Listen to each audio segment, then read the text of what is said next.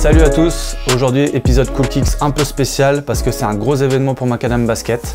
Oui, c'est quelque chose qui n'arrive pas tous les jours, l'arrivée d'une nouvelle marque basketball au sein de Macadam Basket, Puma Hoops pour le basketball.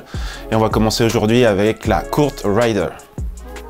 On va commencer déjà par expliquer un peu l'historique de Puma avec le basket. Est-ce que c'est une marque qui en a un ou alors qui en a pas du tout et qui arrive fraîchement dans le milieu du basket? Alors Puma a vraiment un historique basketball assez riche. On peut dire que le basketball c'est vraiment dans l'ADN de la marque. Dès les années 70, vous pouviez avoir un joueur comme Clyde Walt Frazier de New York. Dans les années 80, Ralph Sampson qui jouait avec Hakeem Olajuwon aux Rockets. Okay. Et aussi Vince Carter, son année rookie. Il jouait en Puma aussi, donc ils viennent pas de nulle part. J'ai un souvenir justement d'avoir vu dans des magazines comme MVP Basket des chaussures Puma. Et je me disais tiens, Puma est dans le basket, je comprenais pas trop à l'époque. Ouais, c'est clair. Et donc ça fait plaisir de voir une marque qui arrive parce que c'est vrai qu'on est habitué aux grosses autres marques, les classiques on va dire, mais Puma ça fait du bien un peu de fraîcheur. Exactement. Donc le modèle s'appelle la Court Rider 2K21. J'imagine que c'est lié au jeu forcément de jeux vidéo de basket, hyper connu. Est-ce que tu peux nous expliquer le lien avec le jeu? Alors c'est vrai que Puma veut être une marque un peu disruptive, comme ils disent, un peu perturbatrice, provocatrice. Ça se voit dans la sélection aussi des joueurs qui ont sélectionné pour porter leur modèle. LaMelo Ball, Michael Porter Jr., Danny Green, Kyle Kuzma, Rozier, etc. Et pour revenir au jeu 2K21, vous pouvez porter cette chaussure. Votre avatar peut porter cette chaussure dans le mode My Park de NBA 2K21. Donc pour ça, cette petite collab est plutôt sympa. Les coloris sont hyper flashy. C'est vraiment hyper punchy quoi. Ça, c'est parfait pour l'été. Hein. Ouais.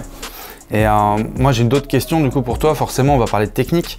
Qu'est-ce qu'apporte ce modèle en termes de technique? Alors la Court Rider est assez technique pour un modèle à prix assez abordable.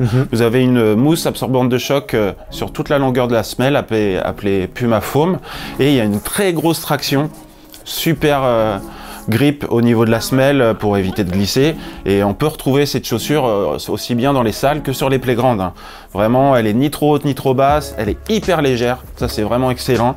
Un excellent maintien parce que bien coqué au niveau du talon. Donc franchement, un rapport qualité-prix assez super compétitif quoi.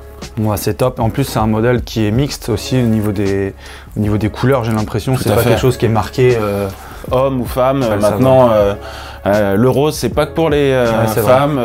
Et puis c'est vraiment de la tronche quoi. Puma qui revient du coup dans le game. Ouais, c'est le cas de le dire. Ouais, 2K21. Hein. Et du coup, qu'est-ce qui suit pour Puma? Quelle est la suite des événements? Alors on va recevoir quand même pas mal d'autres coloris en Court Rider justement. La prochaine est la 59 Street qui va sortir dans quelques jours sur macadambasket.com et en magasin. Et attention, pour les JO, il y aura un nouveau modèle qui s'appelle la Fusion Nitro qui va vraiment être excellent. Hein, on va être sur une gamme au-dessus et on va vous faire découvrir ça dans les prochaines semaines. Merci à tous de nous avoir suivis. Alors le mois de juillet qui arrive va être aussi chargé. Qu'est-ce qui nous attend? Ouais, du très lourd au programme avec la collection Space Jam textile et chaussures. Alors Space Jam 2 hein, avec LeBron James en vedette et également la collection K54 qui sera aussi à découvrir au mois de juillet. A plus les ballers. Rendez-vous au prochain épisode.